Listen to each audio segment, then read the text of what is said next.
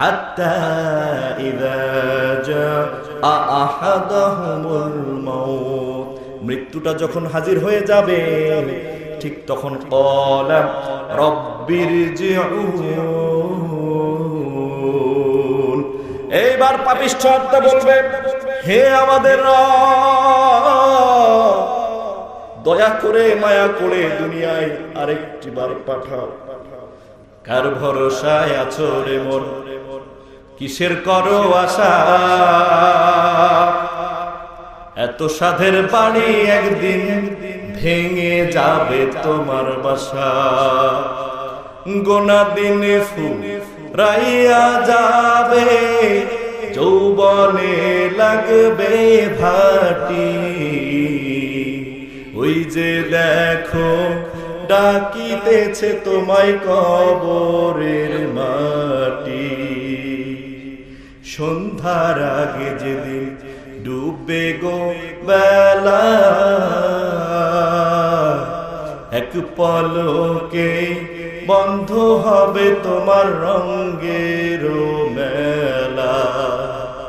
কারে দিবা তুমি জোরে থামো, কার মাথায় ভাঙবা লাঠি? ওই যে দেখো ডাকিতেছে তোমায় কবরের মাটি। ঠিক কিনা? দিন শেষে এরকম ধবধবে একটা সাদা কাপড় পরে দুনিয়া থেকে বিদায় হতে হবে। হাত্তা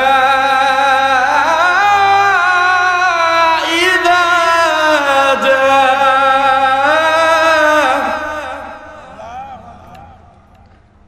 আহাদুহুমুল মাউত ক্বালা রাব্বিরজিউন।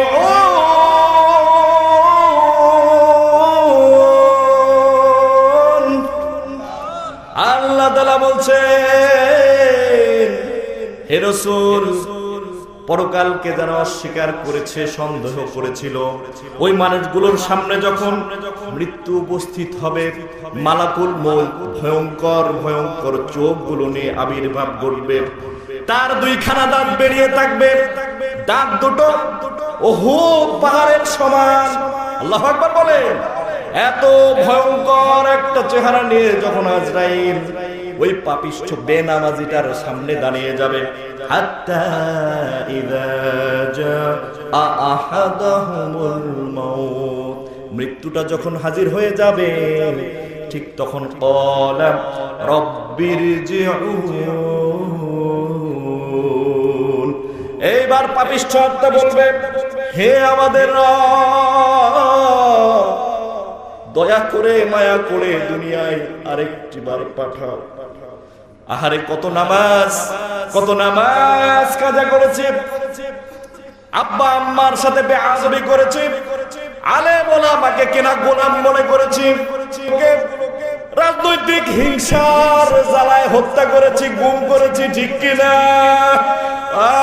আজ আমার কোন নেতা কর্মী আমার পাশে নাই গো আল্লাহ। ক্বালা রাব্বিরজিউন,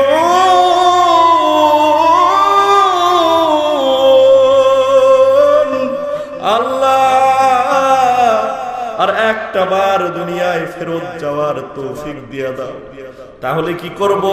লাআল্লি আমালু সলিহা, দুনিয়ায় যত ভালো ভালো কাজগুলো আছে করে দুনিয়া থেকে বিদায় নিব, এই সুযোগটুকু তুমি আমাদেরকে দাও।